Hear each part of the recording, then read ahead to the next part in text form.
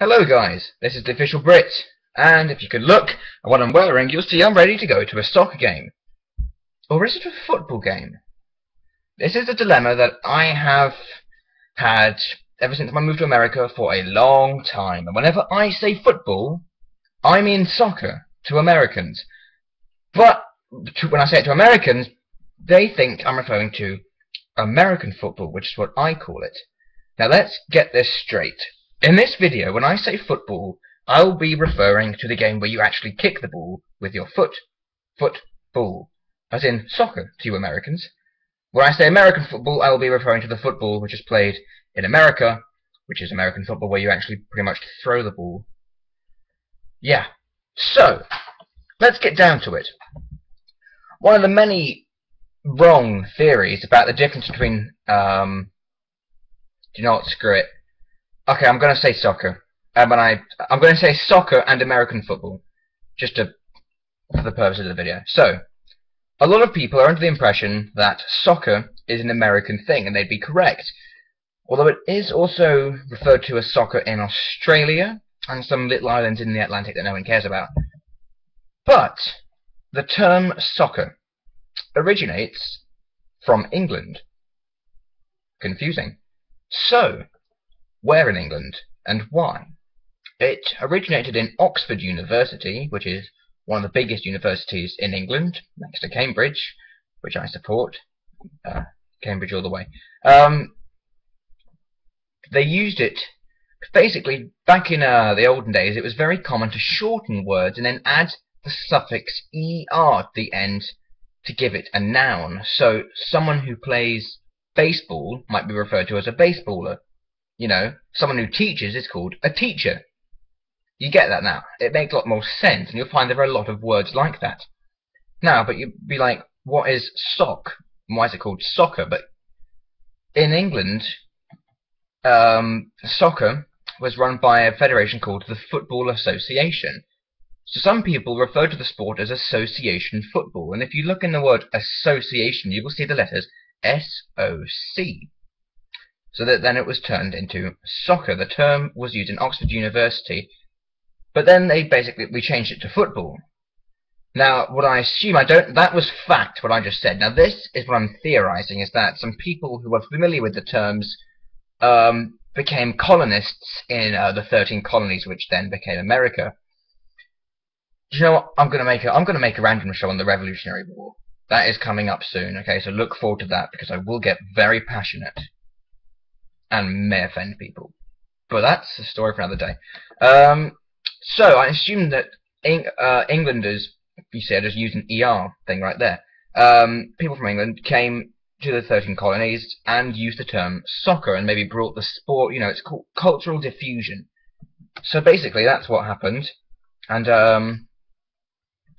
the term obviously stuck in America, so they call it soccer. So that's how it got to America. And then I assume, because Australia is actually, there was originally one just great big giant prison island for all the English convicts. That's how we used an entire continent to put our prisoners in. We had a lot of land. So that's basically how the term got to America. And then, as a little side thing, Australia. The term football is pretty much used worldwide. I mean, slight variations. It's usually spelled foot. F-O-O-T, then ball. But in Spain, it's F-U-T, ball, football, B-O-L actually, I think. But it's generally the same thing. It's football pretty much worldwide. So even though that soccer is associated with America, it did actually form in England. So that's one thing out of the way. So now we'll get down to the logical reasoning behind it. I have no idea how American football was formed or anything. That's not something I'd like to pay attention to. Although I do avidly research the history of soccer. But I am familiar enough with the sport of American football that I know that most of the game is done by throwing, and it's pretty much just throw, go a few yards, get tackled, throw, get a few yards, get tackled, someone throws it, great, yeah, everyone cheers, ad break, commercials. Throw it a bit more, throw it a bit more, throw it a bit more, commercials. Oh, someone got it into the touchdown zone. How are we going to celebrate? Commercials. Yeah, great. Okay, that's what you get. In soccer, you know, 45 minutes, commercials, 45 minutes, done. American football, go a bit, commercials. Go a bit, commercials. Boring as hell. Sorry if I offended anyone. But the point what I'm trying to say is that in American football, you're pretty much throwing it. The only time you kick it is on a kickoff, and if you're going for a field goal. That's it. And that's, I wouldn't say rare, but not as common as holding the ball, running with the ball, whilst you're holding it. Now, in soccer, the point of it is to kick the ball, unless you're the keeper, in which case you hold it, but then you go to kick it. It's all about the ball and your feet. Football. That is why it makes much more sense for soccer to be called football everywhere. Okay? That's you see. When it gets to differences, just annoying differences between England and America, you'll see I tend to, sometimes I agree with the American side, but mostly I just sort of jump on the English side because that's where I'm from. And that's what you get when you subscribe to the official Brit, the British side of stuff. So that's why the Revolutionary War episode, which will probably be the next one, no promises, but pretty certain, that's going to be really interesting and pretty controversial. So you guys are probably going to like it. Anyway, so yeah, short episode. I have got to go to my game, and hopefully I'll score some goals for you.